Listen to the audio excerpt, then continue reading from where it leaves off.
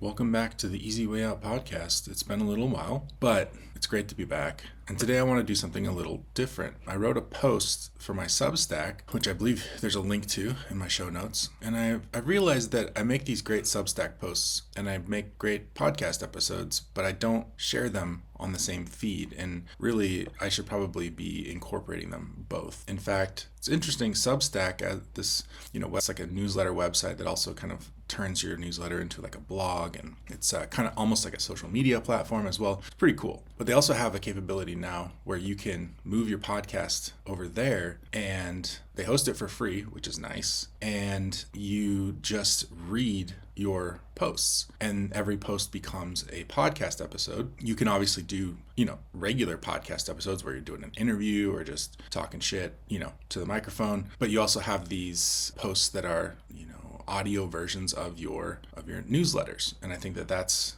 really enticing. So I'm just kind of testing it out today. I'm just going to read you a newsletter, and I'll probably find it very hard to not editorialize as I read through, or occasionally I'll maybe change the wording, but I'll try to just read and not get in my own way. So you're welcome to go along with this experiment with me. The title of this post was Foolproof Your Weight Loss. So let's break it down. In this post, I'd like to break down weight loss success in the simplest terms possible. By the end, you should have a crystal clear idea of what is required to see a massive change in your physical health and fitness. And so I'm going to tell you the story of Cindy. So Cindy weighed 350 pounds in September of 2022. She entered a calorie deficit and began to slowly increase her activity using her daily steps as a metric. After initial loss of 4 pounds, her weight stayed the same for 2 weeks. She didn't panic. Soon, the weight began to peel off more steadily. Some weeks were more or less than others. One week she'd lose 0.7 pounds. The next she might lose 1.5 pounds. She averaged at just over a pound lost per week. Nothing crazy. About 6 weeks in, Cindy weighed 343. She was 7 pounds down total. In that period, she became very comfortable with her calorie deficit. She'd found foods and meal timing that maximized her satiety. Since she felt it was easy, in week 7, she reduced her intake by another 300 calories. In the next 4 weeks, she lost another 7 pounds total for 14 pounds lost total. Over the next 2 weeks, her weight remained right around 336 pounds. Her mind began playing tricks on her, but instead of catastrophizing, she held course and kept faith that she was doing the right things. The energy she would have wasted in freaking out now went towards self-awareness and self-care. Cindy examined her stress levels and her sleep. When she resolved those issues, her weight took a sudden drop of 5 pounds. Side note, this is called the whoosh effect, and it's very real. It's something that I talk with clients about all the time. A lot of times when you're stressed, your body will hold on to water and it won't release it. There's a few different reasons why. And once you resolve that stress, it will release it all at once. So Cindy saw a little whoosh effect of 5 pounds. So now 13 weeks in, Cindy has lost a total of 19 pounds in this phase, and now she weighs 331 pounds. She kept her calories the same and focused on increasing her daily steps from there on out. She even started doing some resistance training. Nothing serious, just dabbling, just a little wall push-ups, pulling against a door frame, doing some assisted squats, that sort of stuff. And if you have questions about how to do that, you can, message me and I'm happy to share with you. Over the next 3 weeks, she lost another 4 pounds for 23 pounds lost. She was at 327 pounds. That was a pretty slow and steady weight loss. Nothing crazy. Cindy now took a break as 2023 began. While everyone else was entering diets, Cindy was eating more, intentionally, which was crazy. She ate at maintenance, keeping her weight steady after a couple pounds of water gain after leaving the deficit. Totally normal. If, let's say, you're at 250 after your weight loss diet program, and then you go back to maintenance, you could easily expect to go back to between 252 and 255. As long as you know that you didn't eat, 5,000 calories, you know that that's water weight. Your body's water composition is just changing because you're eating at maintenance. It's nothing to be concerned about. It's very normal. So now the scale hovered at 329 or 330 for Cindy instead of, her low of 327. Again, Cindy didn't freak out about this because she understands it's just water weight. Cindy went on a vacation and then came back home and immediately went to a wedding after that. And after all that whirlwind of fun stuff, she weighed in at 333. She didn't freak out. She reduced her maintenance calories by 100, mostly from carbs, which she had overconsumed on vacation. 3 weeks later, she was solidly back at 329 to 330. Now, side note, if you do the weight loss math on that, how do you lose 3 pounds in 3 weeks with a 100-calorie reduction? Well, normally you would need to make a 500-calorie reduction. However, I'm noting here that she mostly overate carbs on her vacation. Carbs are going to cause you to retain more water. So by cutting out only 100 calories and not overdoing it, she allowed her body to slowly return back to her, baseline weight at this point by not because she had gained 3 pounds of fat, but because she had gained 3 pounds of total fat plus water. And once she reduced her carbs by 25 carbs a day for 100 calories, she was able to drop weight. And again, this might work differently for somebody else, but in this situation, it worked. So we're just manipulating carbs a tiny bit, which is preventing us from having to make a huge adjustment to calories. We can really, once you understand how the body tends to work, you can prevent overcorrection. And that's a big part of long-term weight loss success, is making the tiniest correction possible for the best outcome. Because generally we're taught to make wild overcorrections, and our brains kind of have a tendency to do that anyways. And so learning to foolproof your weight loss is going to involve making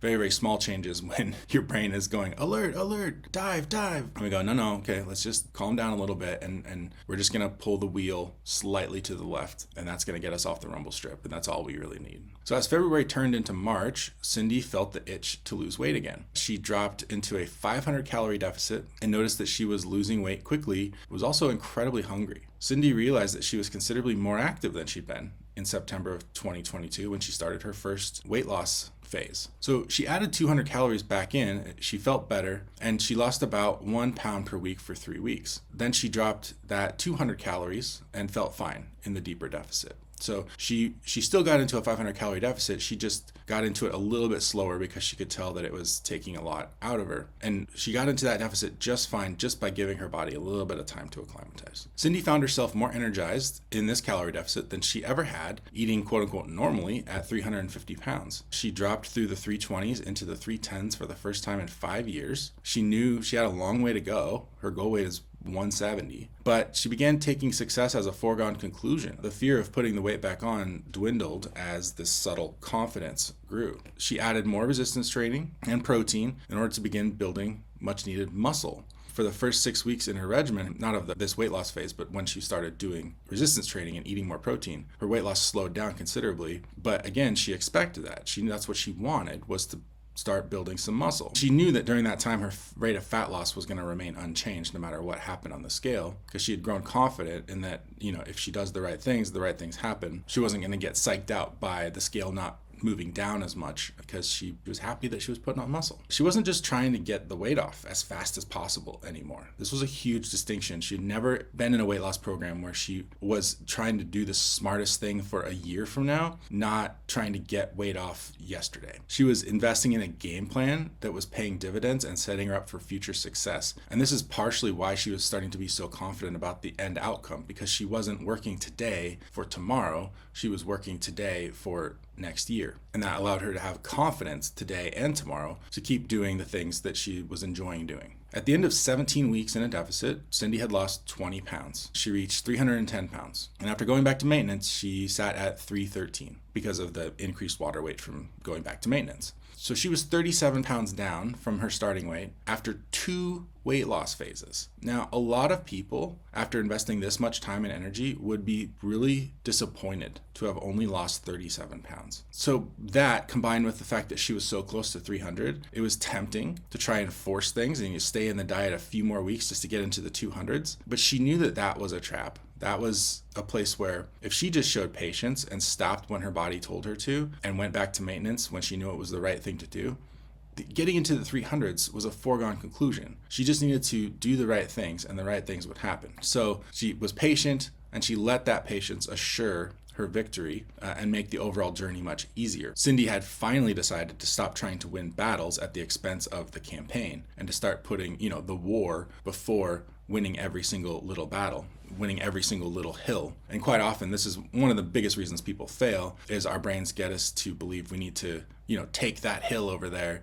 when really we don't need to take it at all in the bigger picture, and it's a huge waste of time and energy, and it's exactly the kind of thing that causes us to burn out. So here she stayed at maintenance calories for 4 weeks, so kind of a little bit shorter of a break than she took the last time. As April turned into May, Cindy entered her third weight loss phase. She was more confident than ever now, so she worked her way into a comfortable calorie deficit, but she decided not to do the same old routine because it was getting a little stale, and she realized that she was thinking that I have to do the exact same things if I want to have the same results. And that wasn't true. Her brain was kind of telling her she had to be a prisoner to her own regime. And she was like, no, screw that. I'm gonna move my body any way I feel like, because it's all the same. And so she tried some different things, and the rowing machine really grabbed her. She loved the challenge of it. She liked how the full body motion required not just endurance, but coordination. And Cindy hadn't felt coordinated in a long time. And even though she was only down 37, 40-ish pounds, the size of her stomach getting smaller, it felt good when she could kind of scrunch up at the bottom position of the rower. And still her stomach got in the way, and her, the fat on her legs made it harder, but she felt so different that every time she got into that bottom position on the rower, she felt a difference. She felt the change that she had made in her body, and it was rewarding. So instead of focusing on the weight she still had to lose, she let that reminder of everything that she had accomplished, which was proof that what she was doing was, again, the right thing. Some days the rower was a meditative place because her whole body was moving in sync. It felt like she was barely doing anything at all when she got really into the rhythm of the rowing. Other days she would get after the numbers. She tried to beat her PR from last time. So she would partially be in sync, and other times she'd push and test the limits of her endurance and her pain tolerance and try to squeeze out a few more meters out of every 20-minute session that she did. So that rower, that one piece of equipment, adding that into her program gave her really 2 different workouts that she loved equally. And depending on her mood that day, she could do either one, and both were great. So by August, Cindy weighed 274 pounds. So over the summer, she had a fairly successful weight loss phase. Normally this would be a good time to take a break because she had lost a good chunk of weight and had taken a while. But Cindy felt great. She was losing steadily. Her body was not saying, hey, you need to stop. So by the book, maybe she should have stopped, but she listened to her body and she was like, I feel like going. So she kept going, and you're the boss. You get to decide these things ultimately. So she continued in her groove for another 10 weeks, losing another 23 pounds. So she made hay when the sun was shining. In the earlier phases, she wasn't feeling it as much. And so she didn't push it. So she picked her moment of when she wanted to, like I said, make hay. And it was her third weight loss phase. And in the third weight loss phase, she was getting so much better at this. Like, weight loss is almost like a skill or an art, and it's something that you get better at over time. And so that was partially why she was able to extend this weight loss phase, an extra 10 weeks and knock off an extra 23 pounds. So in that 10 weeks, she did just over 2 pounds per week on average, which was actually the most weight she lost in the entire weight loss regime, all the way down from 350 to now. That was actually her fastest weight loss. So she was just in the zone, and it felt good, and she went with it. So Cindy hit 251 in early October, and her body was telling her it's time to rest. She knew she had pushed it. She'd had her fun, and she felt a strong urge to go one more week. Why? Because that would put her below 250 pounds, which would mean she had lost over 100 pounds. But she knew, even though her brain was kind of going crazy at the thought of stopping at 251, and then she knew once she went back to maintenance, it would be 255 or 254. She knew to just let her brain be irritated by that number because it's completely arbitrary. And she had learned by now to almost take pleasure in that discomfort that her brain had over arbitrary markers of success, because that's what old Cindy used to let boss her around. And that's why old Cindy never succeeded. And so new Cindy is succeeding because she's able to not be bossed around by the numbers. She gets to be the boss, and ultimately the numbers will bend to her will, her decisions, because she's not letting arbitrary markers of success or goals change her story of what's happening. So the old Cindy definitely would have pushed one more week to pass 100 pounds lost, and back at 310, that old Cindy would have pushed another few weeks then, when Cindy really wasn't ready to push another few weeks. And so, stopping at 251 was symbolic for Cindy of how her mind had changed to work for her success rather than against it. Again, not feeling like she had to take every single hill on the battlefield just because it was there. So at 251, Cindy took a break, and after 3 months off at maintenance, because she had gone quite a while, she took a longer maintenance period, let her body recover, and when she was ready to make weight loss her top priority again, she began her 4th weight loss phase. This was January of 2024. So to this point, she has lost another 19 pounds in just over 12 weeks, so about 1.5 pounds per week, which, she was hoping to do 2 pounds a week again, but progress has been slow because she's finding it hard to be in a deeper calorie deficit. She's got some stresses going on. It's okay. Not every weight loss phase needs to be as good as the last one, or not every phase is going to be as slow as the last one. Like, you never know exactly what it is. Her priority is just forward progress and just doing the best she can. And she will work through her stresses as she has before. She's more equipped than ever to do that. And over the next few weeks, she'll figure it out. And hopefully her weight loss will continue at a nice clip until she's ready to end this weight loss phase. So as of now, in April 2024, Cindy weighs around 232 pounds. She's 118 pounds lighter than when her journey began. So this is a huge change to her body composition. She's a completely different person, so to speak. And remember, this was the lady who, for the first 2 weight loss phases she did, she was not losing big chunks of weight. She was, eking out 27, 20 pounds here. And in about 1.5 years, she's 118 pounds lighter, So whenever things are going slow, remember that 1 year, 2 years from now is going to come, whether you want it to or not. And, even if you lose weight slowly, listen, that 2 years is going to come around the corner. And at that point, you're going to have what you want. You're going to have your dream. So sometimes if your progress is slow, by all means, try to figure out a way to make it faster if you can. But at the very least, take slow progress over no progress because it adds up. So at no point did Cindy ever lose more than about 2 pounds per week on average, and that was only during her smoothest streak. For the most part, Cindy was losing between 1 pound and 1.5 pounds per week. She took ample breaks. She enjoyed the holidays. She went to weddings and celebrated with everybody. She took trips, ate fine foods. She didn't put her life on hold to make big changes. She just started one step at a time. Remember, when she started, it was just she was eating a bit less and moving a bit more. And that's the trite sounding advice that everyone gets. But when you apply that advice inside the suite of other mindset changes that allow for a large scale weight loss program to work, it really is the baby step toward a better new life. And so as she focused on those baby steps and learning how to let her brain work advantageously rather than disadvantageously, her life that had been constricting her slowly gave way to her growing sense of self and well-being, her permission to put herself first more and more. Cindy still has about 62 pounds to lose before she gets to her quote-unquote goal weight. Personally, my money is on her succeeding. How about you? This is what life-changing weight loss looks like. This is not one grand solution or achievement, but a pathway that opens up to those who find it, those who are willing to learn how to disassemble some of the ways their brains have been taught to learn via conditioning, what the fitness industry has taught them, what the self-help industry has taught them, or the self-help hive mind, whatever you want to call it. It's an industry, but it's also just kind of an aspect of our culture.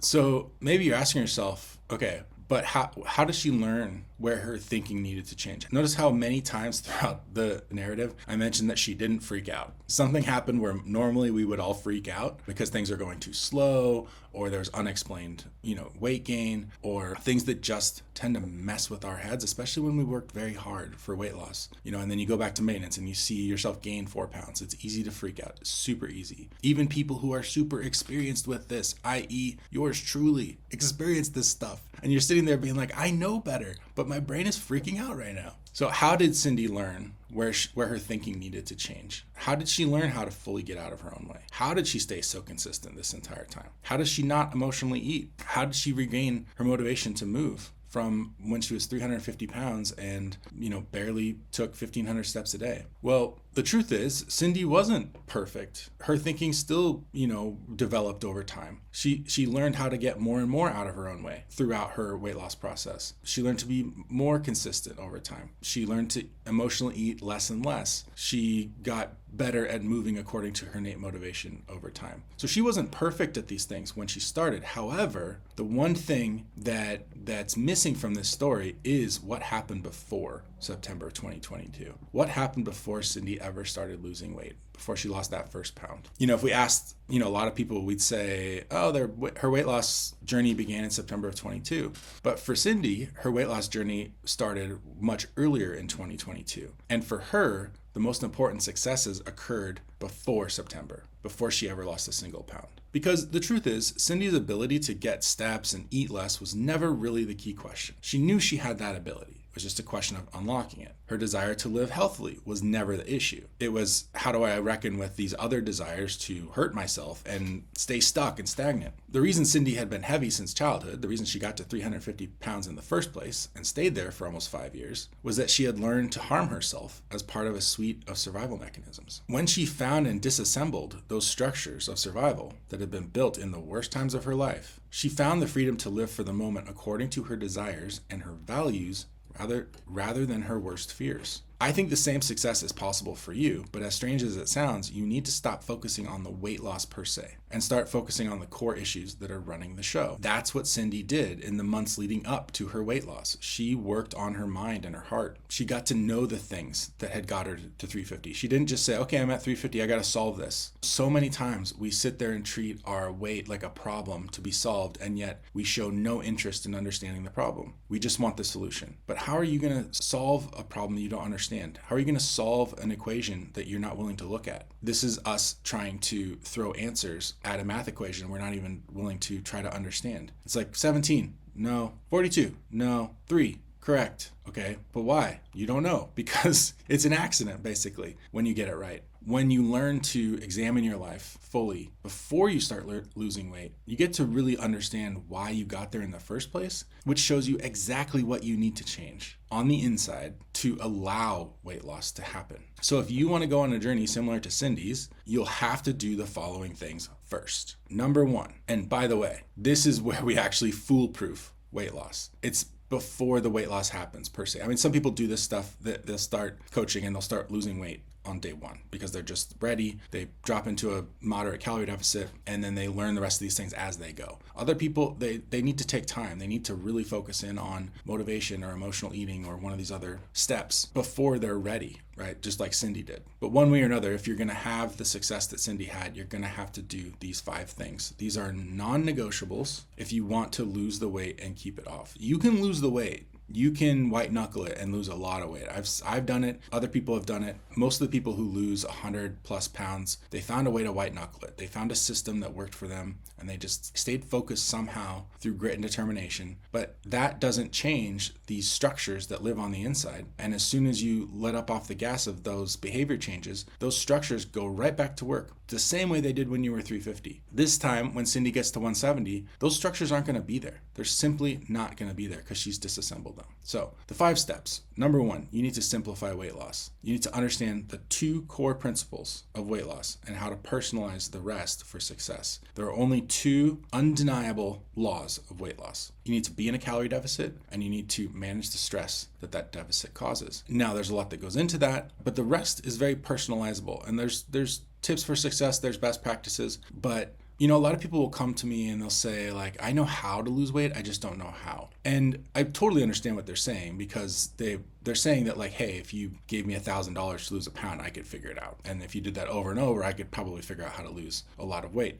This is why we see people, they find ways to lose 50, 100, 200 pounds. So people can learn how to lose weight sort of intuitively by eating less and moving more. So in that sense, they do understand how to lose weight. They just don't know how. They just don't know how to actually change their behavior according to that intuition. However, on the other side of the coin, when people say they understand weight loss, they're really, really, really wrong. And it's not their fault, I don't think, because how would they have an accurate view of weight loss when they are inundated, as we all are, with reams and reams of bullshit from the fitness industry and culture at large, because the fitness industry is putting stuff out, but then you also have like the news and now we have podcasts, we have people sharing information. and oftentimes doing so without the expertise or even the experience to filter any of that information. So it's just like, ooh, this sounds good. Scientists found that if you eat broccoli, you're going to die tomorrow. Okay, great. And we've all seen that headline, And then 3 years later, it's scientists have found that people who eat broccoli live 15 years longer than other people. It's like, okay, great. This stuff gets sensationalized, and that just adds to, it kind of fuels the fire of, the fad diet cycle we go through in fitness, always looking for the newest, shiniest thing. We don't really want to apply the tried and true principles because our constant failures convince us that they don't work, when actually the tried and true principles work once you address these inner issues. So by going on this inner journey, you get to take a tunnel through the mountain, and you don't have to deal with all the fad diets. You don't have to listen to anybody on TikTok ever again. You don't have to listen to what somebody said on the news about, oh, well, if you drink this, you're never going to lose weight. You get to just block all that stuff out because okay, actually my weight loss is going to come from these core principles. I'm going to follow them, and the rest is completely personalizable. And if somebody on the news or somebody on a podcast says that what I'm doing is wrong, they can bite me because I know what's up. So simplifying weight loss allows you to A, be successful, and B, put blinders on to all just the sheer volume of noise that's out there around fitness that tends to throw us off course. Because I can't tell you how many times I'll see a client be on a program and they're doing well, they're doing great, and they'll come to me and they'll be like, I heard that if you're this, and this, you should do this. What do you think? And I'm like, are you losing weight right now? Yeah. How do you feel? I feel okay. Okay, why on earth would we need to talk about this other random crap? Like, it's a complete non sequitur. It's a complete distraction. I mean, other times if somebody's like, hey, I want to try this thing, it sounds fun. And I'm like, if it doesn't interfere, like, go for it. Like, again, you get to personalize. But we all know the feeling of, being on a plan or something, and then we hear somebody say like, oh, well, you got to do this. And then all of a sudden you feel this pressure. Like, oh no, I'm not doing that. Do I need to change? No, the pressure is taken away. You get to personalize according to what sounds fun and what sounds good to you, but there's no pressure. And so in this way, it's flowy. Weight loss can flow according to,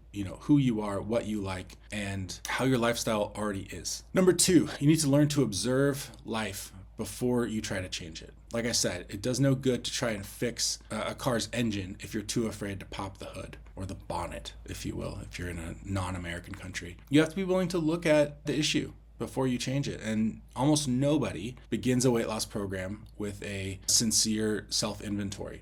Almost nobody even asks the question, why am I overweight to begin with? It's almost never happens. And let alone do people actually dive into that and say, okay, I'm overweight because I eat too much and I don't move my body. Okay, why is that? Well, I've got da-da-da-da-da-da. Like, we just don't do that ever. And we just dive into, okay, I'm going on a diet. I'm going to try to lose weight. I'm going to try to lose weight. I'm going to try to lose weight. And we try, and we never set ourselves up for success. If you're tired of failing with weight loss, understand that you've never done it in a way that was even close to set up for success. Number 3, you need to deal with the shame blocking you from your inner world. A big reason why you don't pop the hood and investigate your engine, so to speak, your heart or mind, is that you're terrified of doing so. In the past, every time you've done that, shame has punished you for it. Shame is a complex emotion, but I've spent a lot of time trying to understand what it is and why it does. And I think I have a pretty clear idea at this point of how shame affects weight loss. And it's the takeaway is that it has a couple functions that seem unrelated, but if you can be on a walk and that voice says, well, 5 minutes isn't enough, you need to do 10. That can be the same shame that's also telling you, oh, don't go for a walk, it's raining outside. So how can this same emotion be telling you not to walk and also be telling you to walk too much? Shame is very, very tricky. Shame, we don't understand it. There's nobody really ever explained it to me. I just had to kind of figure it out for myself and really think about the evolutionary context in which this emotion formed, just like all our emotions, and what that might tell us about how it's affecting our ability to lose weight, how it's affecting our ability to do a self-inventory. So shame is sort of like the bouncer at the door telling us we're not allowed in our own club. And we're like, but I own the club. And the bouncer's like, no, you don't want to see this. This is terrible. You should be really ashamed of yourself. This is not good. Go away. And you turn around and walk away and be like, well, okay. That's how we relate to our inner world. And so many people never are able to make any sincere progress with anything of substance in their life because of this alone. Shame is an MFer. But it's also, once you understand what it is and what it's doing and why, it is one of the easiest things to learn to cope with. Number 4, you need to regain your innate motivation and energy. Looking for motivation and energy is basically a waste of that energy because you're not going to find it on the outside. It's just one of the many reasons you don't have it. Rather, your issue is that you don't have access to the motivation that's already inside of you. Human beings are motivated. Look at all the crazy stuff we do. We are motivated. Our issue is not that we're not motivated.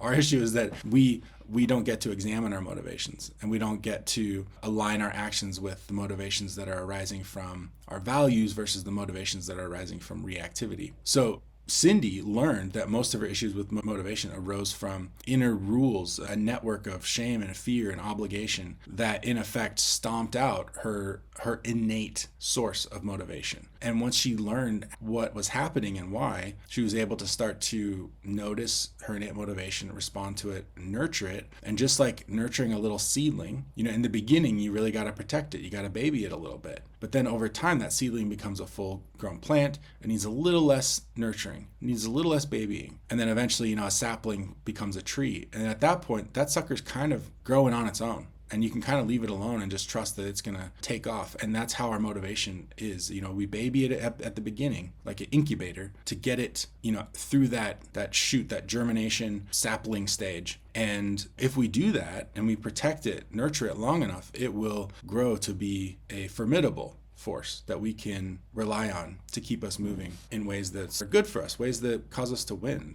and have the things we want. Because motivation is tied to desire. So we can't have desire without motivation. So imagine having a bunch of desires, but not accessing the motivation to attain those desires. Doesn't that sound like a form of torture? It is. It is. It really sucks, and you deserve to get free from it. Number 5, dismantle emotional eating. Just like motivation was suppressed by these networks of rules, shame, fear, obligation, Cindy's emotional eating was compelled by many of these same structures, or ones working in similar fashion, as are yours. So attending to one of these things, like if you tend to emotional eating, it's going to help you find freedom with motivation and vice versa. Did I say that right? If you attend to motivation and energy, it's going to help you dismantle emotional eating. And if you work on emotional eating, it's going to help you nurture that motivation and, cultivate more energy. So these steps were exactly what Cindy learned about. This is the process she went through before she ever started losing weight in September. There is no way around these steps. This is what you need to do if you want to lose the weight for good. There is no other path. This is it. If there was a sneakier, slicker, faster way, then that's what I'd be telling you about. You have to stop trying to take shortcuts around the inner work, because all you're doing is trying to hike up bullshit mountain. And I'm saying, let's take the easy way. This is hard, right? It's hard to take any journey, right? There's going to be some effort in it. We're going to trip sometimes. We're going to have to deal with obstacles. But this journey, no matter how scared we are of it, is so much easier than the constant Sisyphean path of failure and self-hatred. This is a path of healing. This is a path where every step along the way, your difficulty rewards you with feeling lighter and freer and more confident. Whereas in the old way, you're just going to push that same rock up the same hill, and you're never going to feel better about yourself. Everything's just going to slowly get worse and worse and worse. This way has its difficulties. In some ways, it's the hardest thing you'll do because it takes bravery to look inward because of how much shame has punished you in the past for doing so. But if you can recruit a little bit of willingness, you can do this. And from where you're sitting right now, it may look like an ocean to cross, right? And you have a leaky canoe. And that's how I felt when I was 423 pounds and desperate and bedridden in the worst throes of PTSD. Imagine that you didn't have a leaky canoe. Imagine somebody pulled up with like a nice sailboat and was like, hey, do you want to ride? You'd be like, yeah, because that sounds pretty good. A seaworthy vessel that can make the journey and someone who knows the way, right? This is why I do what I do. There's no other reason. Like, there's other stuff I could be doing. I made the crossing and I thought really long and hard about how I could do it better, what personally, how I could grow more and could have made it easier on myself, could have done it, more fully in a sense on the inner work side of things than not just on the getting the weight off, and over the past few years, I've been trying to teach people how to take the easiest path across this gap, right? How to sail across the ocean in the fastest way possible, how to make it around the mountain and end this constant war that we have, this constant just cycle of failure and shame and self-hatred. That's why I do this. I didn't grow up wanting to be an emotional eating coach, a weight loss coach. In fact, I remember when I first was realizing I needed to do this, I didn't want to. I was like, I don't want to be a weight loss coach. I don't want my life to be about weight loss. I'm tired of weight loss. Like, I want to just move on. I really was resistant to it. I didn't want my life. There were other things I wanted to do, other careers that I thought sounded more adventurous or cool. But at the end of the day, I was like, I made it across, and almost nobody does. And I have an ability to map out what happened, to think about it in an abstract fashion that helps me, plan routes that are faster and more efficient. And I have an ability to help ferry people across. I couldn't not do it. So this is partially, I don't know, this post is a lot of things. It's there to inspire you, to show you what's possible. It's there to challenge you to finally do the inner work and stop taking shortcuts. And that's not like some tough talk or, it's just like, please do this. I know it's scary. I know it's hard, but you can actually enjoy the crossing, and the hard moments, you can go through them with people who care. Me and other people in my programs. You can enjoy the journey of blossoming and growing and embracing your authentic self. It doesn't have to be a dark night of the soul. This is a journey ultimately toward ease and peace and hope. And this is not a journey that we take with pressure, shame, and failure. This is a journey that we take through willingness and compassion and care. This is not a journey where you're going to be made to feel worse about yourself or feel more pressure. This is the opposite of that. And if you have no context for what a weight loss journey could look like in that fashion, of course you don't, because you've never seen it. You have to see it to understand it. You have to experience, my coaching program to believe what's possible. And quite frankly, former clients, hands up, at some point, did you realize that what was offered in coaching was too good to be true? I have this joke with my clients all the time. They get to the point where they're like, oh my gosh, they realize how deep what we're doing is, that it's ultimately about way more than just weight loss. And I laugh and I'm like, I know if I told people what we really did in coaching, they wouldn't believe me. So I can't tell people what we do because I would just sound like some internet huckster making outlandish promises. And you can't promise anything because this journey really depends on the people who take it. It really depends on their willingness. I can only do so much. I wish I could drag people across the gap and, force them to be better, but I can't. It takes willingness. So it's a team effort for sure. But what's possible here is sort of miraculous. And it's taken me a lot of that's me being vulnerable, quite frankly, because I realize that in this space, there's the people who talk in that way and make those kinds of lofty promises usually aren't doing so in good faith. And I'm trying to express to you how much better life can be. I'm not trying to over egg the pudding. I'm not trying to make promises that you're definitely going to experience X, Y, and Z. Who knows, man? I don't know. But this is a path toward hope. And if you want to try, please do. If you're feeling lost and scared and intimidated and terrified of failing again, of course you are. Why would you feel any other way after all you've been through? But you're not going to find a way around this process. You can find a different coach, you can find a different program, a different sort of assistance across the gap, but you got to cross the gap. There's no other way. So my invitation to you is to just come and dip a pinky toe in the waters, right? Notice that nothing bad happened. Your pinky toe didn't get immediately chopped off or boiled in acid. It's fine. And you just baby step a little further in. And we've all,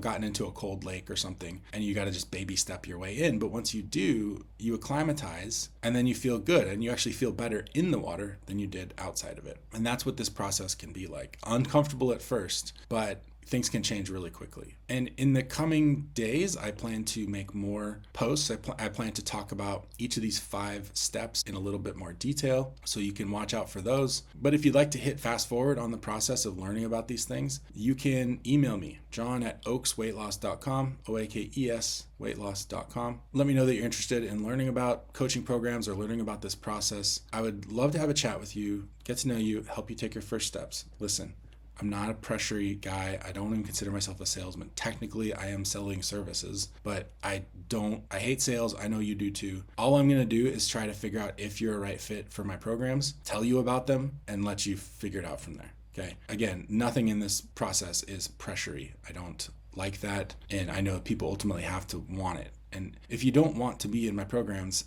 quite frankly, I don't want you there. not trying to talk like some, like, hey, get out of here. If you don't want it, get out of here. Like, it's just like, coaching is hard enough. I can't drag people. If they don't want to be there, it just doesn't work. So yeah, there's absolutely no pressure. If it's a fit, it's a fit. So that's all for now. I hope that this was inspiring. I hope that this was informative. I hope that this gives you a lot to think about, because we talked about a lot of different stuff from a lot of different angles. But this is something that I think really needs to be talked about and thought about more. I hope you enjoyed this. If you did, I would love to hear from you. If you've been listening to my stuff and we've never had a conversation, just email me and say hi. Like, I would love to get to know you. Like, there's not a ton of people who listen to this podcast at this point. It's not like I'm going to be getting thousands of emails. Like, we're a community, and I would really like to know who you are and what you struggle with. At the very least, I get to put a name to a face or face to a name, and I get to quiz you about, like, what are your struggles? What topics would you like me to talk about? And, like, worst case scenario, we get to say, hey, what's up? And you get to kind of help me craft content that's going to meet you where you are. So again, total win-win. You can contact me just to chat. So thank you for listening. I'd love it if you left me a review, 5 stars, kind words. John is the wind beneath my wings, etc., etc. Share this with a friend. Share this with an enemy. I don't care. Share it. And thanks for listening, and I'll talk to you again soon.